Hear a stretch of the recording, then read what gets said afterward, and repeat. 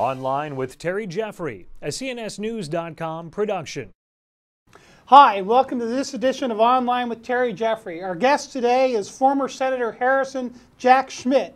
Senator Schmitt is a native of Silver City, New Mexico. He earned his Bachelor's of Science degree from Caltech, was a Fulbright Scholar in Oslo, Norway, and then earned a doctorate in geology from Harvard. In 1965, he was selected for the Scientist Astronaut program. As a civilian, he earned his Air Force jet pilot wings, and in December 1972 was one of the three-man crew of Apollo 17, the last manned mission to the moon. On December 12, 1972, Schmitt and fellow astronaut Eugene Cernan landed in the lunar module in the valley of Taurus Littrow.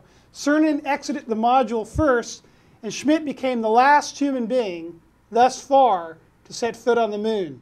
In 1976, he was elected to the U.S. Senate from his native New Mexico, and he served in that body until 1983. He later served as chairman of the NASA Advisory Council and has been an adjunct professor of engineering at the University of Wisconsin. Schmitt is the author of the 2006 book, Return to the Moon: Exploration, Enterprise, and Energy in the Human Settlement of Space. He is now calling on the United States to reinvigorate its once great space program. Senator, thanks for coming on. I really appreciate it. This is something of an historic anniversary. On May 21st, 1961, as you know, President John Kennedy went down to a joint session of the United States Congress and called for the United States in that decade to send a man to the moon and bring him back.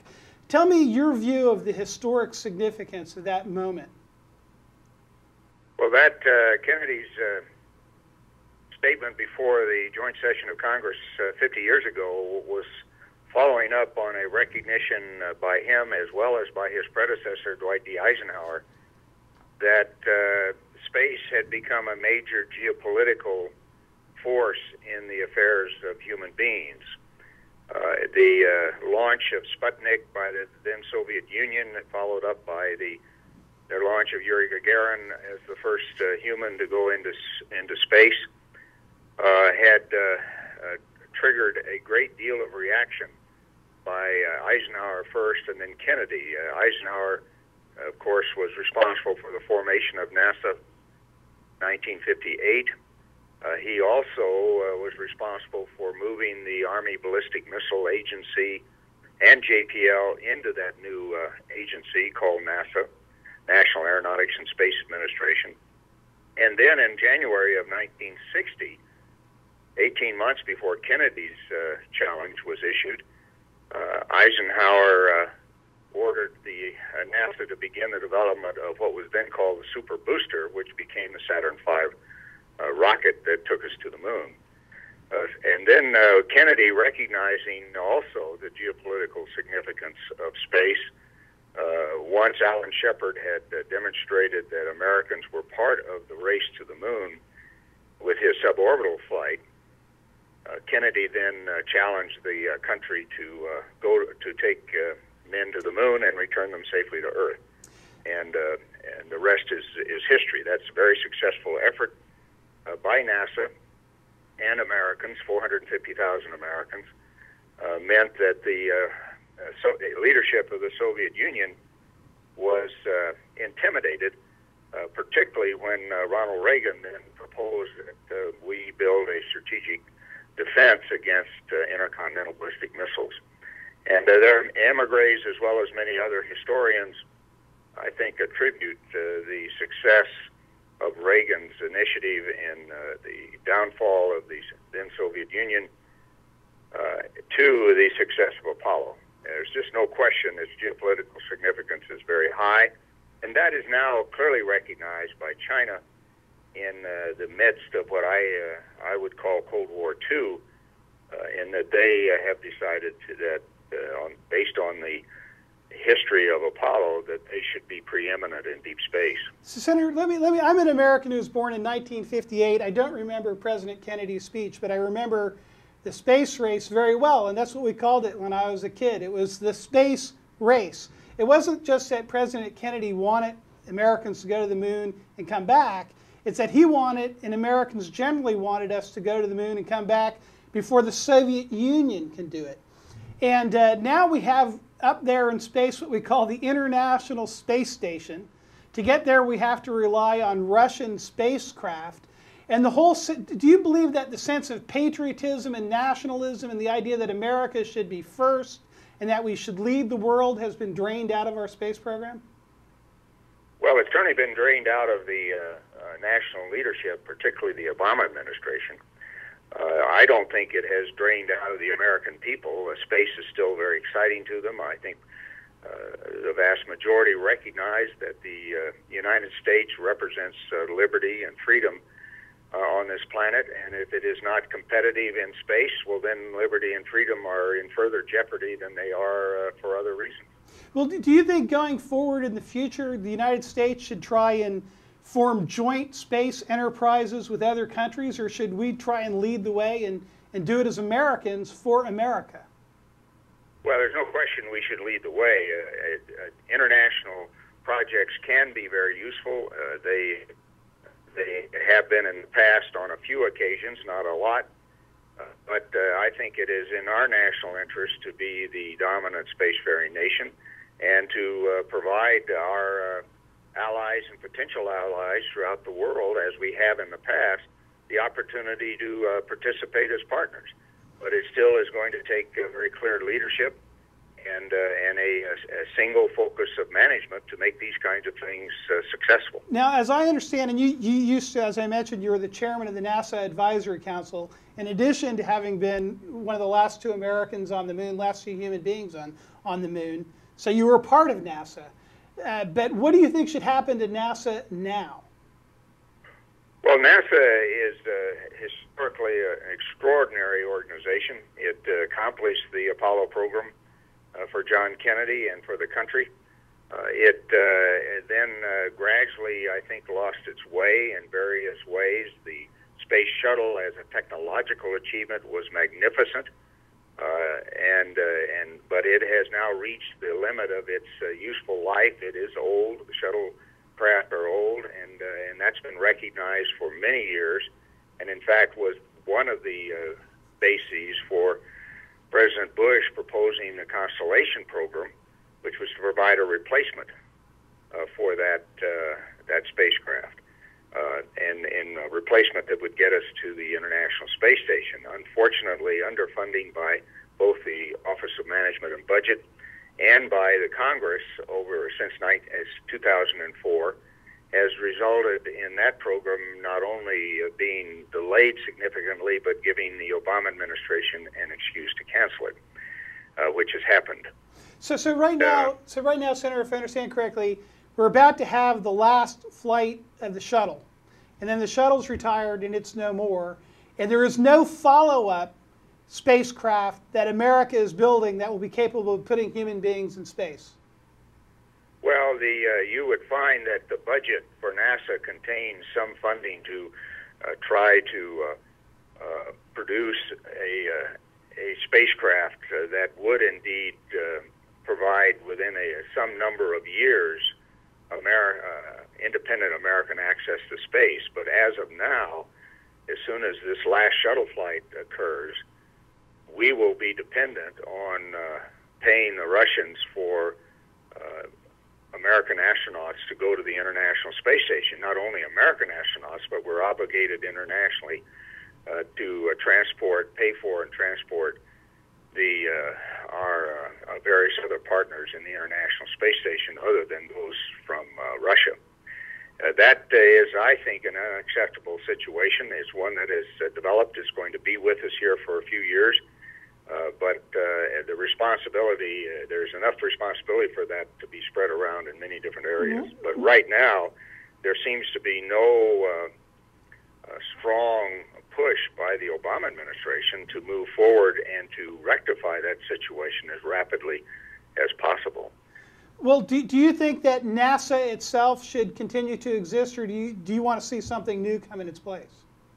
Well, I think 50 years is probably, and with the history that has occurred since Apollo, I think it's time to start over. I think the various parts of NASA can be distributed in agencies that already exist, but that if you want the country to be dominant in deep space exploration, I think we're going to need a new agency for a number of reasons.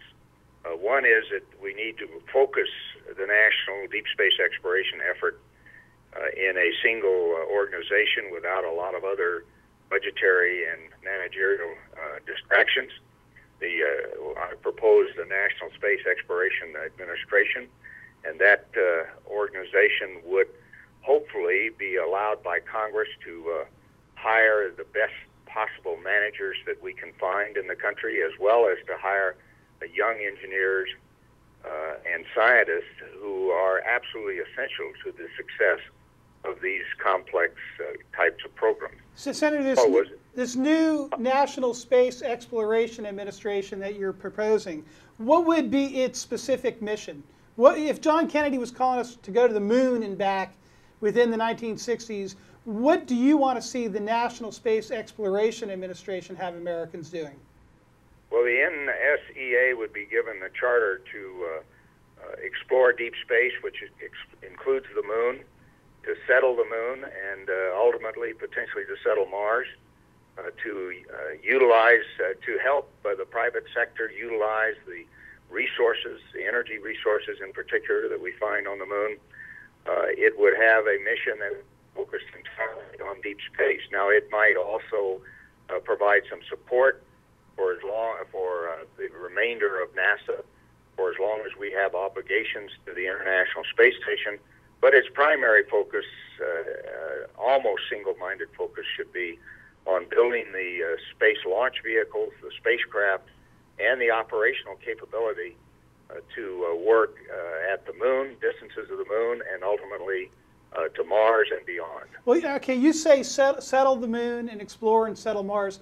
Let's talk about that for a moment. It's been almost 40 years since you were on the moon. No human beings have been back there. What is the interest of the United States? You're talking about actually putting people on the moon and keeping them there with the idea of establishing a population of human beings on the moon. Is that the long-term goal? Well, that would certainly be my long-term goal. It would be another location for the forces of freedom to, I think, grow and prosper. But more immediately, such a settlement would be able to supply the Earth with a very important clean energy in the form of a light isotope of helium called helium-3 that is a nearly ideal fuel for fusion power reactors. That would be what would be the basis of support, economic basis of support of an initial settlement on the moon. And now let me ask you about that. You are a doctorate of geology from Harvard. You were the person, as I understand it, who actually was training the early astronauts on the geology that we wanted to do on the moon. Is that correct? Well, I certainly do have a doctorate from Harvard, and I was trained initially at Caltech, and I established an operations training program for the astronauts that went to the moon, and doing that in the astronaut office. There were many other scientists involved in training of the astronauts. I just happened to be in a place where I could put the training program together as a coherent whole. And beginning with Apollo 13 crew, Jim Lovell and his crew, all of the astronauts were trained through that process. But now you're saying there's a form of hydrogen on the moon that you believe helium. This is a form of helium on the moon that you believe could be exploited for energy producing resources for people on Earth? Well, this particular isotope of helium, helium-3, can be fused with itself or with deuterium, and produces a positive particle, high energy particle that can be converted directly to electricity. That is the exciting aspect of it. Many details of this are in a book that I wrote and published in 2006 called Return to the Moon. The real foundation for this work, though, was with my colleagues at the University of Wisconsin and its Fusion Technology Institute. This is a very clearly documented process in nuclear fusion that you can indeed fuse helium-3 with itself or with deuterium, and it can be used to produce electrical power once that technology is fully developed. Now you also have said that you think that China is a threat to outflank the United States in space and supersede us as the dominant power in space? Well, it's not only a threat, it has made very clear what its intentions are, and that is to do exactly what you described, to become the dominant spacefaring nation, not only in deep space, but I think ultimately in nearer space. Russia is a part of that, in that if they are in a position almost now through blackmail in terms of the price that they charge to take our astronauts to the space station to shoulder us out of any management of the space station if they wish to do so. I don't know that that's their intent, but nevertheless, it is a very awkward position, I think, for national leadership in the United States. Senator, one of the objections I'm sure people will make to your argument for this upgrading and reinvigoration of the manned space program is that the United States now faces a $14.3 trillion deficit. We're running deficits every year in excess of $1 trillion. We have these massive entitlement programs that are going to force us into even deeper debt and deficits unless something seriously is done to reform them in the next few years. How much is this going to cost, and how can the United States afford this at this point in our history? Well, first of all, you outline the extraordinary serious problem, probably even more serious in the near term than what I have been talking about relative to space, and that is that we need to take control of this unsustainable level of federal spending. Something on the order of the Paul Ryan plan, I think, has to be implemented in the very near future. We don't have much time before the nation is not only technically bankrupt, but politically bankrupt. It is a very, very dangerous situation. Now, the NASA part of that is extremely small, but it doesn't mean that we shouldn't do everything as efficiently and productively as possible. You have to have your eye on many different political balls simultaneously. The biggest one, as you have described, is the unsustainable debt that we are incurring as a result of entitlement programs that apparently so far have not been able to be reined in politically. But it is equally important that that the federal government adhere to its constitutional responsibilities for national defense. And that is, and space is clearly a part of that. The geopolitical aspects of space play directly into our ability to protect freedom here on this planet. Senator, you have been associated with the University of Wisconsin, and there was a famous historian from the University of Wisconsin, Frederick Jackson Turner, who grew up in that state, and he wrote a series of essays that were collected into a book called The Significance of the Frontier in American History.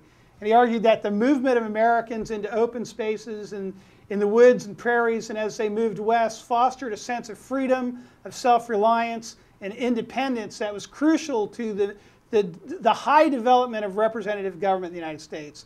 And he wrote in 1893, quote, "He would be a rash prophet who should assert that the expansive character of American life has now entirely ceased.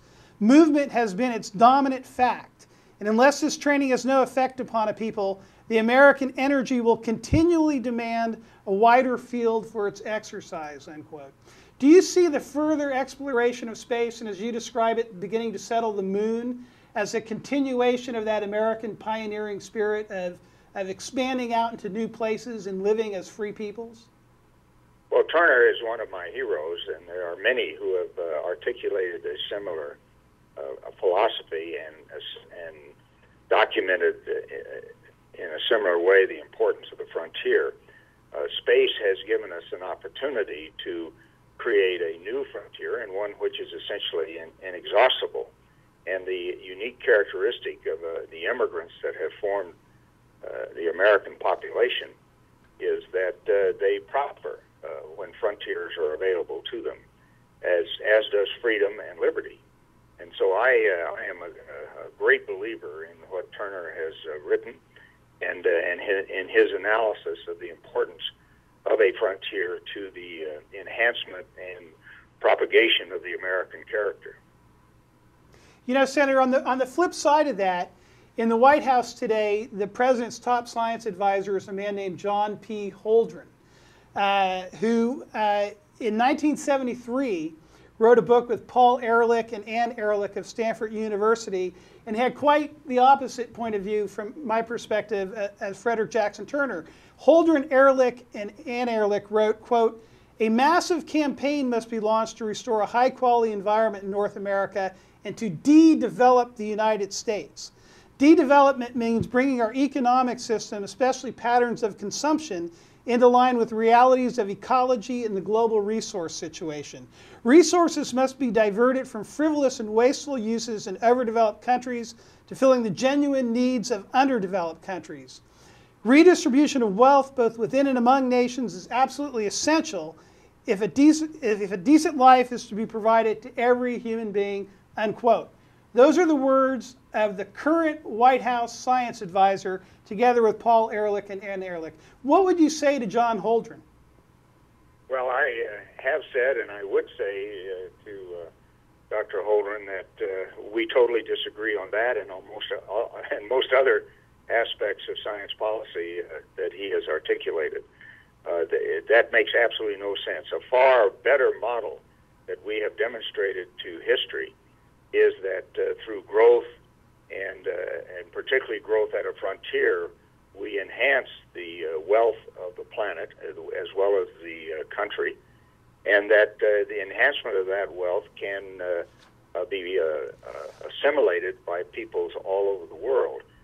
A good example would be in the future is that if the United States, through its private industry, were able to develop the energy resources of the moon, that energy resource, clean energy fusion resource, would be available to the world as a whole, and would be far more better than some of the alternatives that Dr. Holdren and his colleagues have proposed in terms of drawing back, of reducing the standard of living of populations here as well as throughout the world. So unfortunately, John Holdren and I find very little to agree on in that respect. So you believe that, contrary to this Malthusian vision of diminishing resources, if the U.S. at this point will make an investment in expanded exploration of space, we can actually open up much broader realms of resources that can benefit all human beings?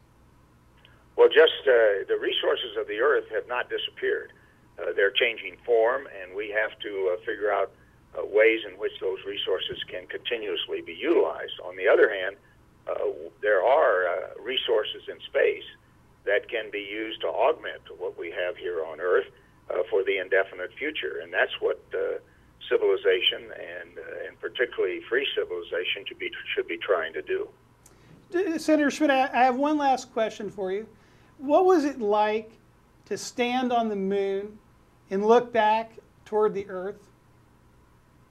Well, it was on a personal level, it was a tremendous honor and privilege to be able to do that. My astronaut colleagues and I were merely the tip of the spear that was being held by 450,000 Americans in that time of Apollo. From a even deeper personal view, though, I was standing in a valley, the Valley of Taurus Littrow, that is deeper than the Grand Canyon of the Colorado here in the United States. And it was these brilliantly illuminated mountains were silhouetted, if you will, a reverse silhouette against a blacker than black sky with this brilliant sun and then a beautiful blue and white earth over one of the mountains to the south. It was really a remarkable opportunity for me, and I think even more remarkable opportunity for the country to have participated openly and freely in that adventure that 12 astronauts had in exploring the moon. Senator, thank you very, very much. Well, thank you, and thank you for your interest.